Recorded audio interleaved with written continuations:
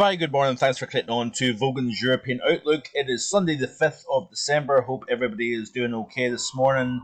We've got an area of low pressure that brought wind, rain, and snow across parts of the UK yesterday. That is kind of easing off as it pulls down the North Sea.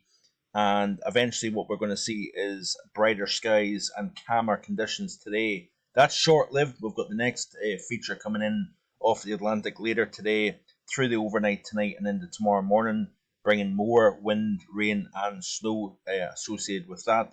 Then it's all eyes in the Atlantic. We've got a very deep or deepening area of low pressure that is going to make an approach at the UK later tomorrow and into Tuesday.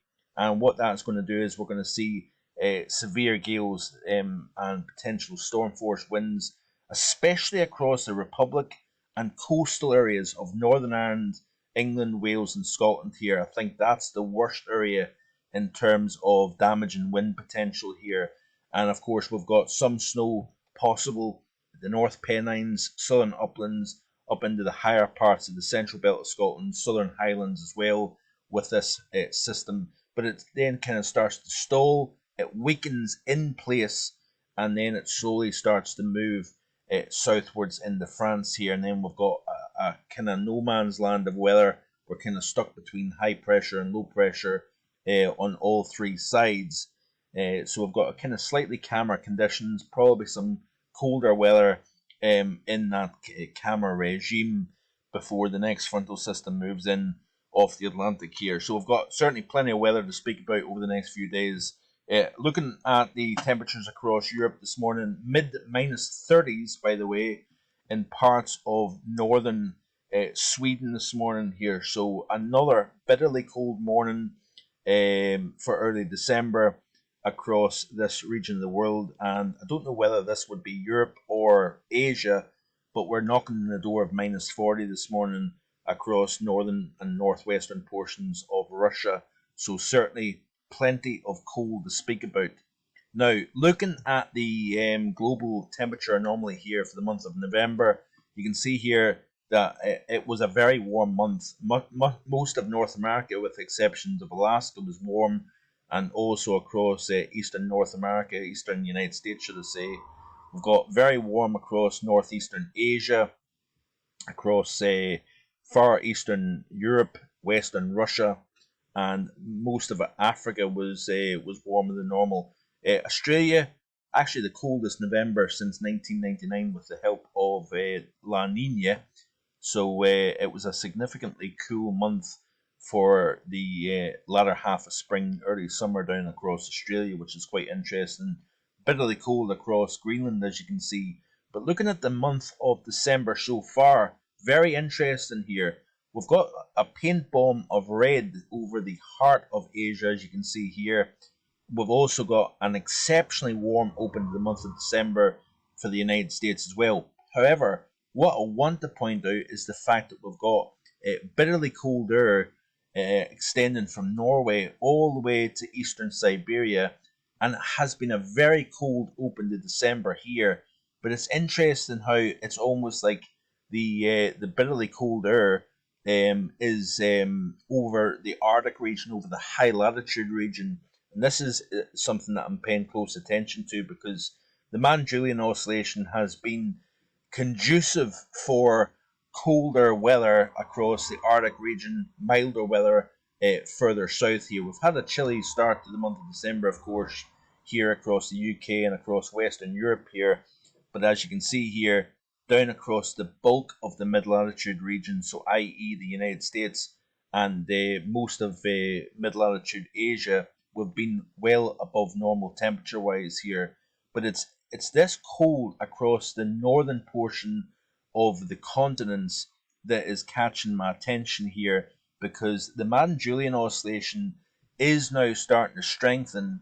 It's been in the warm phases, it's been fairly weak as well, passing through 3, 4, and 5. But now it's starting to go into phases 6 and 7. It's also strengthening, as you can see here, that we're starting to pull away from the bullseye here, the center of the graphic, which indicates a pretty weak Madden-Julian oscillation but you can see it's starting to strengthen here as it pulls away from the center.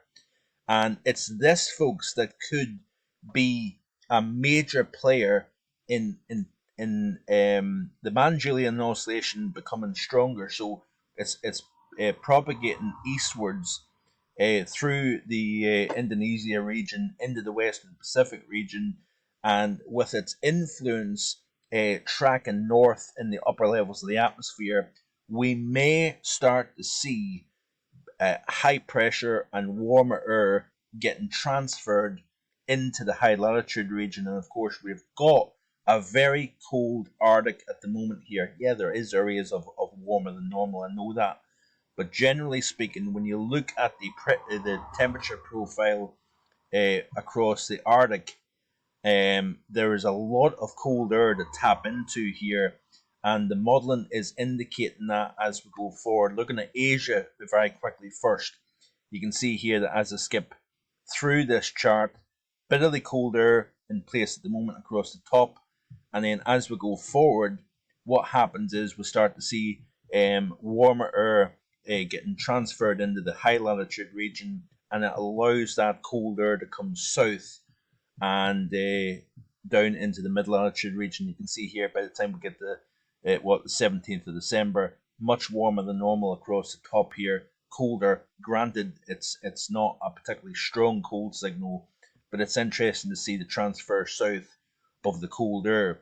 Looking at North America, and this is a very good example here because we've got, of course, the bitterly cold air across the top at the moment, and what we end up seeing is the cold air that's bottled over Alaska, over Western Canada, start to replace that super warm air over the United States, and it comes southwards here. So you can see the models indicating that transfer, that southward transfer of bitterly cold polar air into the mid latitudes of both Asia, both North America. We've got chillier at the moment here across the UK and across Western Europe here. And what I think is going to take place is that we're going to continue to see this fight over the UK between Atlantic and continental air. But it's going to be interesting to see how the modelling, some of the models indicate a Scandinavian high developing towards the second half of the month. But generally speaking, the modelling is starting to sniff out high latitude blocking to return exactly where that area of high pressure does develop, if it develops, that is going to be key in terms of tapping that cold air in the high latitudes down into the mid latitude region here. So it's going to be very interesting to see how it pans out. This, by the way, is the chart of the GFS. Granted, it's one model run, it's not the ensemble, but you can see exactly what is shown. This is for the 21st of December, by the way. High pressure starting to develop west and north of the UK. That would indicate, of course, the possibility of something colder coming down from the north as we push forward here.